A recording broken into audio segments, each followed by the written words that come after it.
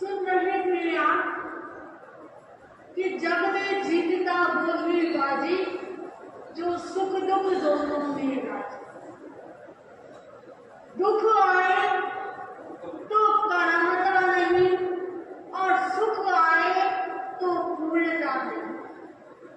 ऐसा व्यक्ति सुख दुख दोनों ही आने पर समभावी संतोषी बना रहे तो अपने जीवन का कल्याण कर सकता है।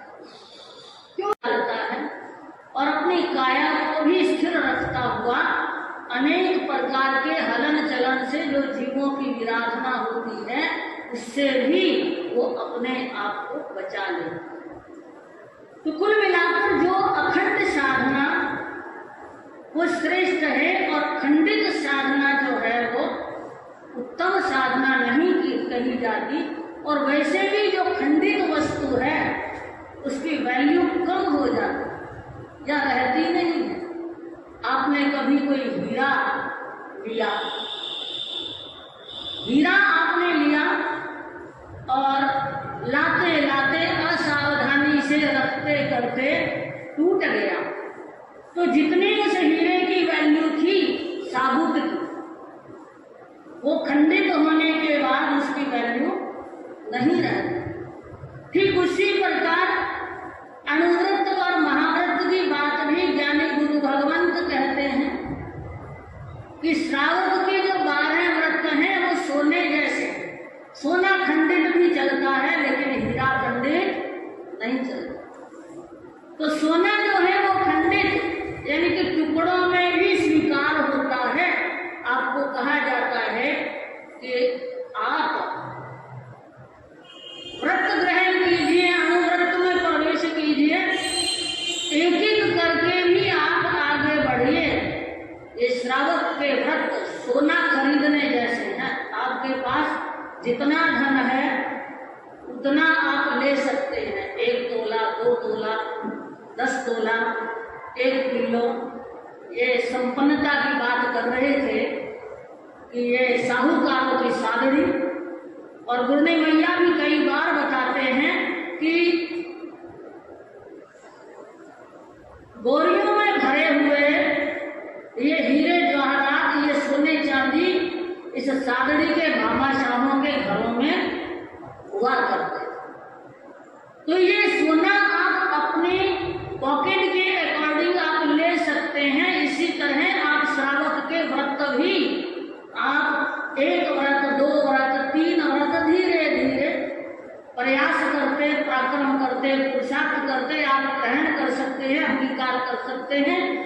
और महाव्रतों की जहाँ तक बात आती है वो इकट्ठे ही आपको दिए जाते हैं। वो ये नहीं कि एक महाव्रत आज ले ले, एक कल ले लेना, एक परसों ले लेना, ऐसा नहीं होता। तो वो हीरा खरीदने जैसा है, हीरे को लेने जैसा है। तो इसलिए जो चीजें अखंड जिनका महत्व रहता है वो खंडित होने के बाद उसका महत्व नहीं रहता। तो साधना के लिए भी हमें अपने मन वचन काया को इकट्ठा करना होता है। एक कवि ने फरमाया है, तन इधर को तो मन उधर को। नहीं चलेगा, तन इधर को तो मन उधर को, दोनों को साथ मिलाना होगा, जीवन अखंड बनाना होगा। फिर कहा तन गगन में और मन भवन। तन तो गमन में है, चल रहे हैं, शरीर से चल रहे हैं, आप वॉकिंग कर रहे हैं, लेकिन मन भवन में है। आप तन से यहाँ बैठे हैं और मन कहाँ जा रहा है? मुंबई, पूना, है ना, या यहाँ के नाकिनौरा में, पता नहीं। आज की ट्रेन भी है, खाता बनेगा नहीं बनेगा, तैयारी होगी कि नहीं होगी, है ना। वो सारी बातें जो है वो मन जो है वो इधर उधर भटकता रहता है। तो ज्ञानियों ने कहा कि तन गमन में और मन भवन में दोनों के बीच का भेद मिटाना होगा, यानी कि तन को और मन को एकीकृत करना होगा, जीवन अखंड बनाना होगा। भोजन में। तन से तो भजन कर रहे हैं और मन भोजन की बातें कर रहा है। तन भजन में, मन भोजन में जागरण का दीप जलाना होगा, जीवन अखंड बनाना होगा। फिर कहा वाणी से कुछ और, व्यवहार से कुछ और है। वाणी तो कुछ और कह रही है, इनकी दगाबाज जो होता है बहुत मीठी वाणी बोलता है, मीठा मीठा मधुर वचनों से दूसरों को ठगने का प्रयास कर लेता है।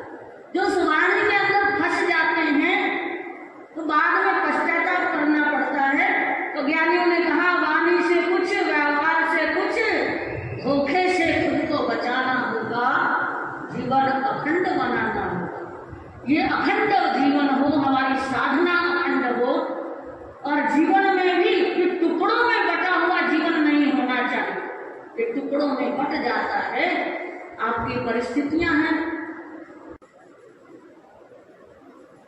साध्वी राजनीति जी से प्रवचन आपने सुना था, सुकृपा सूत्र प्रारंभ किया और उसके साथ में जागो जलाली की बातें भी सुनी। सादरी के कुछ इतिहास की बात भी सुनी, साहूकारों की बात भी सुनी। वीर भामाशा कैसे कैसे हुए, ये सुनते हुए अपने मन में चिंतन किया होगा कि उसके जैसा हमें भी बनना चाहिए या बने, ऐसा सच्चिंतन तो रहे। जिन जिन महान आत्माओं का नाम आपने सुना है वो इस धरती पर अपना नाम कायम कर ले, अजर नाम कर ले। क्योंकि दुनिया में इंसान जन्मता है, वो मृत्यु को जरूर प्राप्त करता है, पर इंसान अलग अलग प्रकार के होते हैं। याद तो सभी इंसानों को कर लिया जाता कि जो बुरा काम करता उसको भी याद कर लेते और अच्छा काम करता उसको भी याद कर लेते, और याद करने में बहुत बड़ा फर्क रहता है। याद तो रावण को भी करते हैं और राम को भी करते हैं, पर हमारा चिंतन अलग प्रकार का रहता है। काम ऐसा करो कि दुनिया में नाम अमर हो जाए, सत्ता के साथ में आपका नाम लिया जाए, इतिहास की गाथा आपके लिए बन जाए। ऐसा काम महाराणा प्रताप ने भी किया, वीर दुर्गादास ने, शिवाजी ने धोखा सा जैसे इस धर्म को कायम रखा। ये महान महान आत्माएं हुई और गुरुदेव की रचना जो पंक्तियां अभी आपने सुनी, क्योंकि अनेक अनेक उनकी रचनाएं हैं। गर्दभ सेन राजा को आप सुन रहे थे, विक्रमादित्य के कथानक में राजा गर्दभ सेन का वर्णन जो आया। गर्दभ सेन राजा बड़ा प्रबल बली था, अनेक विद्याएं उनके पास में थी, देवी देवता भी उनकी सेवा में थे। लेकिन यह सब साथ कब मिलता है कि जब तक इंसान सत्य पर चलता है तो वो सब साथी है, और सत्य का त्याग कर देते हैं तो वो शक्तियां उनके पास में रहने वाली नहीं होती। सत्य पर चलना चाहिए। श्यामाचार्य जी जंगल में जाकर के ग्रस्त लिंग को धारण कर दिया, ग्रस्त का वेश, और सहस्त्र बदन अपने सिर पर धारण कर लिया, शस्त्रों से सुसज्जित हो गए। इधर गर्दभ सेन असुचि सुख का अभिलाषी, जिस महल में सरस्वती महान साध्वी को चढ़ाई है उस महलों की ओर कदम बढ़ा दिया और साध्वी की ओर कदम बढ़ा रहा है। मान मान मन मोहिनी बात, मैं मानू लख मालवनाथ। मान मान मन मोहिनी बात, मैं मानू लख मालवनाथ। लेकर झूरी भीख मगोरी, उन टोली को मारो लात। मान मान मन मोहिनी बात। जो कामांध इंसान हो जाता है वो अपना सारा मान भूल जाता, इज्जत प्रतिष्ठा का ख्याल नहीं रहता, खानदानी का भी उनको ख्याल नहीं रहता और किस पद पर है वो ही उसको पता नहीं रह सकता। सरस्वती सारथी के सामने आ रहा कि आपको पता है मैं कितना बड़ा हूँ, 92 लाख जनता का मैं मालिक हूँ, मालवा की 92 लाख जनता, मेरी बात को स्वीकार करो। आप इस झोली को लेकर के हाथ में ये फिरने के लायक आप नहीं है, क्योंकि आप अप्सरा के समान सुंदर हैं, इतना रूप लावण्य आपका। इस झोली को और इस देश को त्याग दो, ठोकर मार दो इसको, और सारा अधिकार आपका है इस महल में। मैं पटरानी बना करके आपको यहाँ पर रखूंगा, मेरी बात को स्वीकार करो। ये बात सरस्वती सारथी सुनती है और उसके बाद में सिंह की ललकार के समान जिनकी आवाज जो निकल रही, अरे कामी जरा सा सोच दिगर, घर हो इंसान को लापुर डगर, सतियों पे करे मत जुल्म जबर, खैर एक इसी में ले ले सबर। 10 कंदर लंकपति गो किधर, मणिरथ पैया पे डालो नजर, पद्मनाभ की चकती पढ़ लो सतर, क्या आया मजा वो खाली खतर। ना चीज पे कैसे तू कसी कमर, फिर रोना पड़ेगा सारी उम्र, मच जाएंगे राज्य में भारी समर, रख याद मरेगा कुत्ते की कदर। पूरे काम में एक ना भरू डगर, फना होंगी संजम में जो सदर। है कौन आवे यदि चल के अमर, नहीं चाहती हूँ मैं खास इंदर। कहना मान कभी ना आना इधर, घर अपना भला तो चाहे सगर। पहुँचा मुझे तो गुरणी पे सत्वर, वरना होगा नरकों के बीच बसर, वरना होगा नरकों के बीच बसर। हे काली, तेरी आंख की लज्जा कहाँ पर चली गई है, तेरी खानदानी की लाज कहाँ पर चली गई है, तेरी इंसानियत कहाँ पर चली गई है।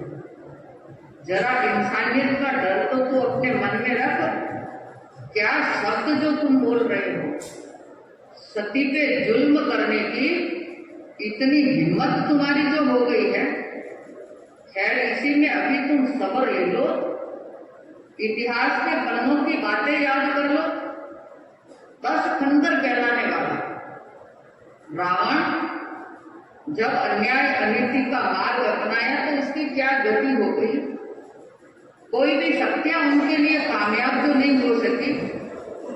अनेक अनेक ऐसे ऐसे इंसान जो हुए, जो जैन इतिहास में भी जिनके नाम आते हैं और साहित्य में भी उनके नाम जो आते हैं, कि ऐसे ऐसे इंसान भी हुए, लेकिन जब अपना मान भूल गए तो वो कोई काम के इस बराबर इंसान नहीं रहे। ये बात तुम याद कर लो। जो वचन अपने मुंह से निकाल रहे हो, इस वचनों का परिणाम तुम्हारे लिए बहुत ही बुरा रहेगा। नींद आ रही है आपको? कितनी नींद? क्या करें, बिन बुलाए मेहमान है, बुलाते नहीं है और अपने आप से आ जाते हैं। नींद को बुलाते नहीं, सावधान होके बैठते हो, अरे आज तो नींद नहीं लेना, आज तो बराबर सुनना है, नींद लेना ही नहीं है, सोच के बैठते। फिर भी ये बिन बुलाए मेहमान आ जाते हैं। लो भाई लो, सुन रहे आप? क्या सुना? जिस महान साध्वी सती के वचन जो निकल रहे कि ऐसे ऐसे धरती पर हुए, पर उनकी गति कैसे बिगड़ गई, इस बात का तुम अंदाज जो लगा दो। ना चीज पे तुम कमर कसते जा रहे हो, ऐसे विषय अभिलाषी तुम बनते जा रहे हो। सुखोपभोग की कामना तुम अपने मन में जो कर रहे हो, पर ऐसे विचार लाने से भी जिंदगी से हाथ तुम्हें धोना पड़ेगा। कोई काम का तुम्हारा जीवन नहीं रह सकेगा। अगर इस तरह से कदम आगे बढ़ा दिए तो इस मालवा की राजधानी में एक बहुत बड़ा भयंकर युद्ध मच जाएगा। सम्रांगण जो ये खून की नदियां बहनी शुरू हो जाएगी। ऐसा युद्ध मचेगा कि किसी भी प्रकार से तुम्हारा बचाव होने वाला नहीं रहेगा। कुत्ते के जैसी कदर तुम्हारी हो जाएगी। इसलिए तुम अपने मन में चिंतन करो, सोच लो, अपनी गलती पर अभी भी एहसास तुम कर लो और अपनी गलती को सुधार लो। तुम तो क्या, मेरे सामने इंद्र लोक से इंद्र भी उतर करके सामने आ जाए और वो भी अर्थ रख दे तो उनको भी मैं ठोकर मार करके यहाँ से अपने जीवन के अस्तित्व को मैं समझती हूँ। तुम कैसी बात मेरे सामने जो कर रहे हो, संभल जाओ। अन्यथा ये वीरों की भूमि जो कहलाने वाली ये मालवा की राजधानी अनेक शक्तियों से युक्त, यहाँ पर बहुत बड़े संग्राम जो मच जाएंगे, अनेक जनताओं का नुकसान जो हो जाएगा। तुम मेरा कहना मानते हुए अगर अपने जिंदगी का भला चाहते हो, राज्य का भला चाहते हो, जनता का भला चाहते हो और स्वयं का जीवन भी तुम अगर अपना बचाना चाहते हो तो अभी भी वक्त है तुम्हारे पास में।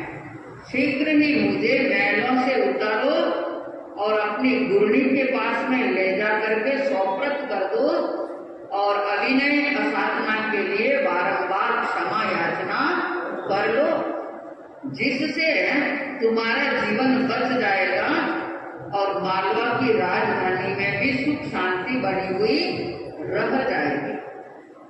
ये बातें सुनता है गर्दभ सेन राजा, पर जो विषयाभिलाषी बन जाता है उनके ऊपर एक भी बात का असर होने वाला नहीं। रावण को कितना समझाया, अनेकों ने समझाया, मंदोदरी जैसी महारानी ने समझाया, और वो एक भी बात को मानने के लिए तैयार नहीं हुआ और मौत को निमंत्रण खुद ने ही दे दिया। तो आज के कथानक से शिक्षा ग्रहण करना है। क्या शिक्षा लेना कि मातृवत परदारेषु परद्रव्येषु लोष्टवत् आत्मवत् सर्वभूतेषु ये पश्यति स पंडित स सज्जन। अच्छा व्यक्ति कौन होता है? पराई स्त्री को माता और बहन के समान समझना और समझो। पर स्त्री पर कभी भी नजर डालने की कोशिश मत करो, पर पुरुष पर कभी भी नजर डालने की कोशिश मत करो। मातृवत परदारेषु परद्रव्येषु लोष्टवत्, पराये धन को मिट्टी के ढीले के समान समझो। जो भी पराया धन मिलता है या अपने अधिकार से वस्तु ज्यादा लेने की भी बात जो मन में सोच लेते हैं तो वो बहुत गलत बात हो जाती है। अपने अधिकार की वस्तु है उसी को ग्रहण करो, दूसरों के अधिकार का कभी लेने की कोशिश मत करो। परद्रव्येषु लोष्टवत् आत्मवत् सर्वभूतेषु, अपनी आत्मा के समान सबकी आत्मा को समझने का प्रयत्न करो तो आप धर्मवान कहला सकते हो। अन्यथा धर्म सुकोसा दूर जो हो जाता है, ऐसा सच्चिंतन रहेगा तो आप सज्जनता से युक्त रहेंगे, मानवता से युक्त रहेंगे और मानव की अनेक शक्तियां हैं वो भी आप